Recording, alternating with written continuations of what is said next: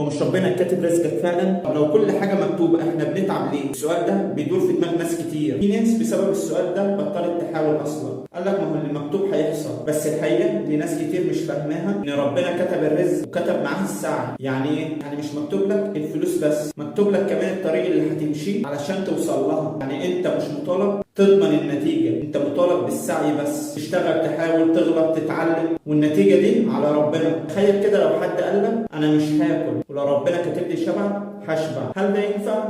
طبعا لا. نفس الفكره في الرزق بالظبط. الخلاصه الرزق مكتوب بس مش هيوصلك غير لما تسعى له. انت عليك الحركه وربنا عليه البركه، وخد بالاسباب. وده كان مجرد رأي، وما تنساش تشترك في القناه وتعمل متابعه. هو مش ربنا كاتب رزقك فعلا؟ طب لو كل حاجه مكتوبه احنا بنتعب ليه؟ السؤال ده بيدور في دماغ ناس كتير، في ناس بسبب السؤال ده بطلت تحاول اصلا، قال لك ما هو اللي مكتوب هيحصل، بس الحقيقه اللي ناس كتير مش فاهماها ان ربنا كتب الرزق وكتب معاه السعي. يعني ايه؟ يعني مش مكتوب لك الفلوس بس، مكتوب لك كمان الطريق اللي هتمشيه علشان توصل لها. يعني انت مش مطالب تضمن النتيجه، انت مطالب بالسعي بس، تشتغل، تحاول، تغلط، تتعلم، والنتيجه دي على ربنا. تخيل كده لو حد قال لك انا مش هاكل ولو ربنا كاتب لي شبع هشبع، هل ده ينفع؟ طبعا لا. نفس الفكره في الرزق بالظبط. الخلاصه الرزق مكتوب بس مش هيوصلك غير لما تسعى له. انت عليك الحركه وربنا عليه البركه، وخد بالاسباب. وده كان مجرد رأي، وما تنساش